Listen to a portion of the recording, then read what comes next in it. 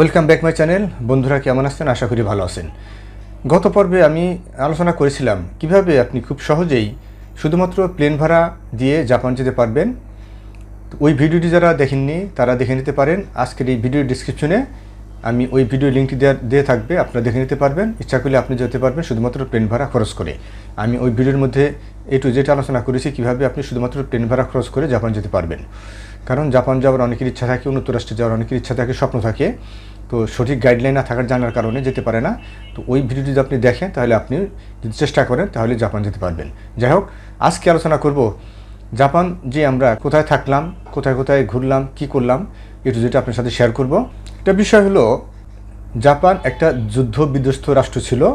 অর্থাৎ নাগাসাকি হিরোশিমায় যে পারমাণবিক বোমা ফেলা হয়েছিল, সেই অবস্থা থেকে 1945 সালে নাগাসাকিতে হিরোশিমাতে যে পারমাণবিক বোমা ফেলা হয়েছিল, সেই একটা যুদ্ধ বিধ্বস্ত একটা ধ্বংস রাষ্ট্র কীভাবে এত উন্নত রাষ্ট্র হলো সেটি বলাই বাহুল্য।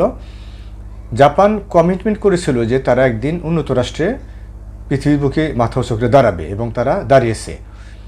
জাপান নিজের চোখে না দেখলে বোঝা যায় না যে জাপান কতটা উন্নত রাষ্ট্র। যাই হোক, তো আমাদেরকে যে সমস্ত রুম দেওয়া হয়েছিল, এটি একটি 5 স্টারের ফ্যাসিলিটিস রুমটি ছোটো, কিন্তু রুমের যে ফ্যাসিলিটিস সেটা মানে না দেখলে বিশ্বাস করা যায় না। সবচেয়ে বড় বিষয় ছিল সেটা হলো, যেমন আমাদের দেশের প্রেক্ষাপটে আপনি যদি রুমে থেকে বেরিয়ে যান তাহলে কিন্তু আপনি রুমের যে বিভিন্ন বৈদ্যুতিক লাইন, আপনি হয়তো টিভি চালু রাখছেন, ফ্যান চালু রাখছেন, এসি চালু রাখছেন, মোবাইল চার্জ দিচ্ছেন, টিভি চলতেছে, বন্ধ হয়তো আপনি না করে বাইরে যেতে পারবেন। কিন্তু জাপানে কিন্তু এরকম সিস্টেম না। আমরা যেখানে ছিলাম, অর্থাৎ এওটিএসের যে হোটেল ছিল, সেখানে যে আমাদেরকে থাকার ব্যবস্থা করা হয়েছিল, সেখানে আমাদেরকে মানে একটি মাত্র চাবি দেওয়া হয়েছিল। সেই চাবি দিয়ে আমরা প্রবেশ করি, রুমের ভিতরে যাই, আবার যখন বের হয়ে আসি, কারণ ওই চাবির এমন একটা সিস্টেম ছিল যে একটা বৈদ্যুতিক কানেকশনের সাথে একটা সিস্টেম করা ছিল। অর্থাৎ আমি রুমের ভিতরে যাওয়ার পরে ওই চাবিটা আমি ওইখানে যদি রাখি তাহলে লাইন চলবে।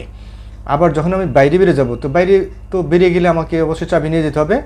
বাইরে যাওয়ার সময় আমরা ওই চাবিটা নিয়ে যাব, রুমের ভিতরে সমস্ত বৈদ্যুতিক লাইন অফ, অর্থাৎ বিপদ ঘটার সম্ভাবনা নাই।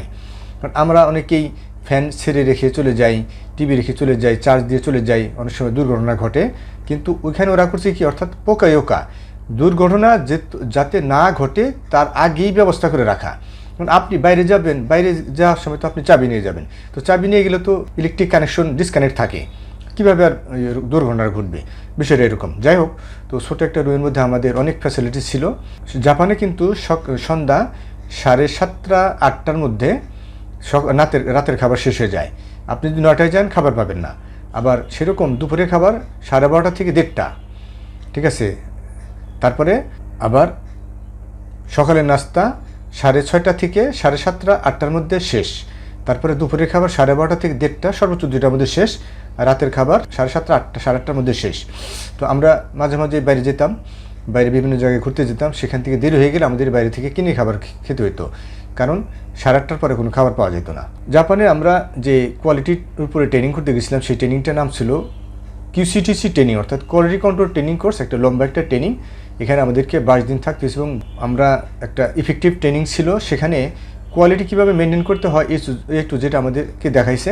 আমার একটা চ্যানেল আছে কোয়ালিটি ল্যাব, সেই চ্যানেলে আমি বিস্তারিত, সেখানে প্রায় 15-20টা ভিডিও আছে সেই ট্রেনিং সম্পর্কিত, আমি সেখানে আলোচনা করছি। সেখানে আপনার ইচ্ছাগুলো দেখে নিতে পারেন। যাই হোক, চ্যানেলের লিঙ্কটি সেখানে আমি ডিসক্রিপশনে দিয়ে রাখবো, আপনারা দেখে নিতে পারেন। যাই হোক, তো আমাদের সোমবার থেকে শুক্রবার পর্যন্ত ট্রেনিং হতো, সপ্তাহে 2 দিন বন্ধ ছিল। আমরা বিভিন্ন জায়গায় বেড়াতে যেতাম। যেমন আমাদের ওই ওসাকাতে যেখানে ছিলাম, নাম্বা নামে একটা শহর ছিল, আমরা সেখানে একদিন বেড়াতে গেলাম।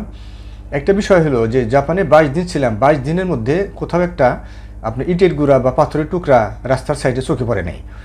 জাপানে তো কোনো আপনার পাবলিক পরিবহন বলতে, ট্রান্সপোর্ট বলতে সেই মেট্রো রেল, বুলেট ট্রেন কিন্তু আপনার মাটির উপর দিয়ে চলে, আর হলে মেট্রো রেলগুলো কিন্তু মাটির নিচ দিয়ে। আর কোনো বাস টাস নাই।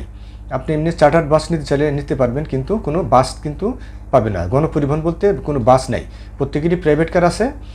আর সাইকেল চালায়, অনেকেই দেখছি আমরা সাইকেল চালায়, মহিলারা, ছেলেরা, এরা সাইকেল চালায়।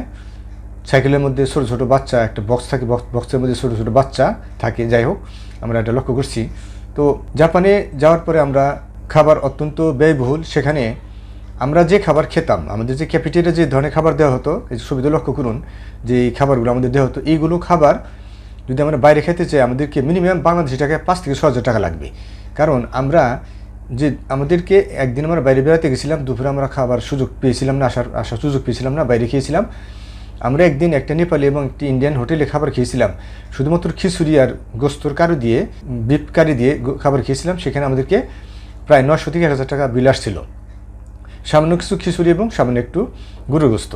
যাই হোক, তা আমাদেরকে যেভাবে খাবার প্রোভাইড করা হতো, মানে অফুরন্ত খাবার, আপনি আনলিমিটেড, আপনি যত খাবার খেতে পারেন। এই ছবিতে লক্ষ্য করুন, সকাল দুপুর রাতে যে খাবার দেওয়া হয়েছিল আমি ছবিতে দেখাচ্ছি। যাই হোক, এগুলো খাবার খেতে অনেক ব্যয়বহুল, অনেক টাকা লাগতো। যাই হোক, তো খাবারে কোনো ভেজাল নেই। আমরা এত খাবার খেতাম, কিন্তু আমাদের কোনো পেট খারাপ হতো না, কোনো গ্যাসের সমস্যা হতো না। তো আমরা একদিন চিন্তা করলাম যে আমরা যাব, সেই বুলেট ট্রেনে যাবো আমরা। তো ওখান থেকে আমাদের ট্রেনিংয়ের পার্ট ছিল, আমরা যেতাম এই টয়োটা প্রোডাকশন ফ্লোর আছে যে, সেখানে আমাদের ট্রেনিংয়ের একটা পার্ট ছিল, সেখানে আমরা টয়োটা প্রোডাকশন ফ্লোরে গেলাম। তো টয়োটা গাড়ি কীভাবে তৈরি করে আমাদেরকে A to Z দেখানো হলো, ব্রিফ করা হলো। তারপর আমরা ইউসা কর্পোরেশন, অর্থাৎ যারা ব্যাটারি তৈরি করে, যে এমন মানের ব্যাটারি, যে মহাকাশে যে বিভিন্ন যান যায়, সেই যানের যে ব্যাটারি, এই কোয়ালিটি সম্পন্ন ব্যাটারি তারা তৈরি করে। সবচেয়ে বড় বিষয় হলো যে যারা প্রোডাকশন করে তারাই কোয়ালিটি দেখে, সেখানে আলাদা কোনো কোয়ালিটির লোক নাই। এটা হলো একটা বড় বিষয়। তো যাই হোক, কোনো শব্দ নেই, কিছু নেই, সব খালি কাজ করে তারা, কোনো নাই, কোনো অবসর সময় নেই। জাপানে একটা জিনিস দেখছি যে আমাদের দেশে যেমন দোকানে গাল গপ্প করে, চার স্টলে মানে অলস সময় কাটায়, জাপানে আমরা 22 দিন ঘুরে দেখছি যে কোনো একটা লোক একটা দোকানের পাশে দাঁড়িয়ে কথা বলতেছে বা চা খাইতেছে, গাল গপ্প করতেছে, মানে অযথা সময় নষ্ট করতেছে, সেরকম আমাদের চোখে পড়ে নেই। তাছাড়া একটা বিষয় হলো, পুরো জাপানটাই 5S দিয়ে করা। অর্থাৎ আমরা যে এত জায়গায় ভিজিট করেছি, যেমন কিয়োটো গেছি, কিয়োটো হলো জাপানের পুরাতন রাজধানী। তারপরে অ্যাকুয়ারিয়াম দেখতে গেছিলাম, তারপরে ইউনিভার্সাল ট্যুথ আমরা দেখতে গেছিলাম। সেখানে আমরা দেখেছি যে কোনো একটা জায়গায় কোনো একটা জিনিস এলোমেলোভাবে ছড়াছিটা পড়ে রয়ে নেই। আর আমাদের দেশে কি তার উল্টা চিত্র, মানে এখানে যেখানে সেখানে এটা সেটা জিনিস ছড়াছিটা পড়ে আছে, কোনো নেই।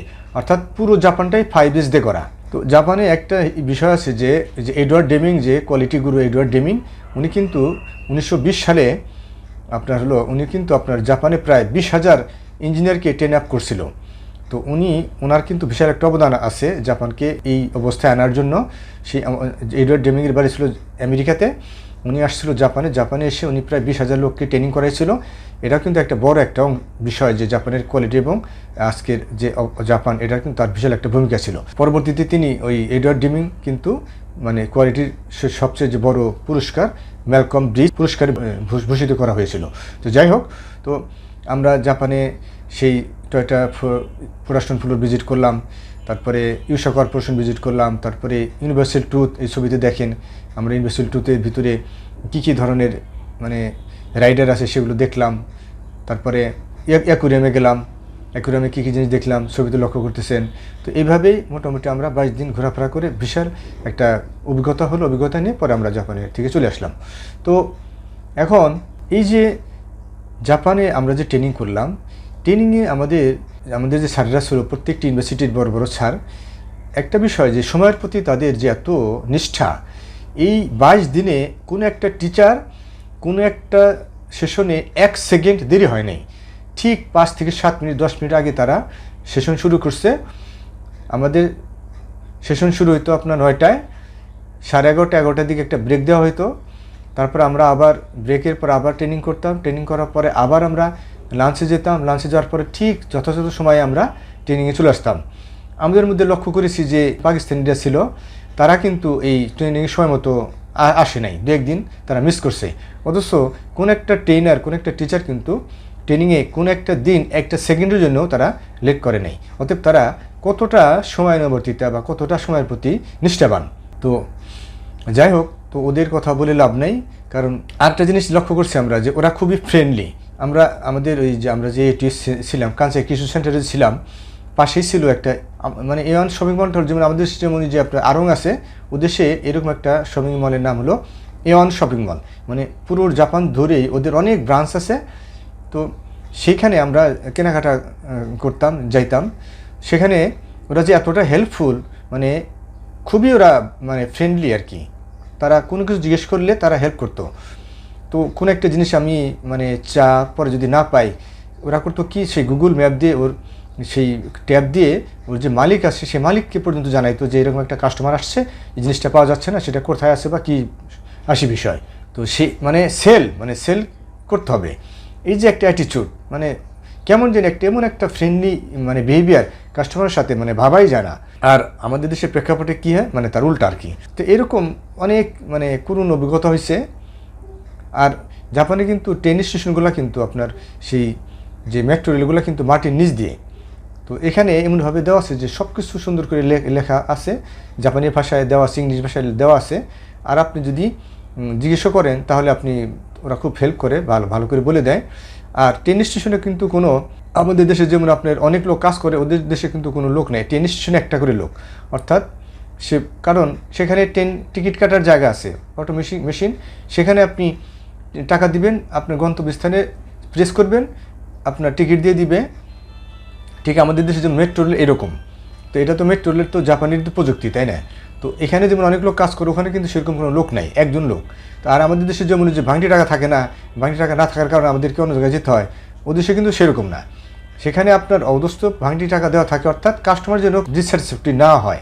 তো আমি এতদিন যে ছিলাম, আমরা বিভিন্ন জায়গায় ঘুরতে গেছি, আমরা কোনো দিন ওই পাইনি যে ভাঙটি টাকা নেই, এরকম আমরা পাইনি। তো এরকম কথা বলে অনেক মানে এই কথাই বলা যাবে। তো আর কিছু বিষয় শেয়ার করলাম। তো আপনারা যদি ভিডিওটি ভালো লাগে থাকে, অবশ্যই ভিডিওটি একটি লাইক দিবেন, শেয়ার করবেন। আর আপনি যদি আমার চ্যানেলে নতুন হয়ে থাকেন, অবশ্যই চ্যানেলটি সাবস্ক্রাইব করে রাখবেন, যাতে করে পরবর্তীতে আমি যখন ভিডিও আপলোড করি তখনই আপনি নোটিফিকেশন পেয়ে যাবেন।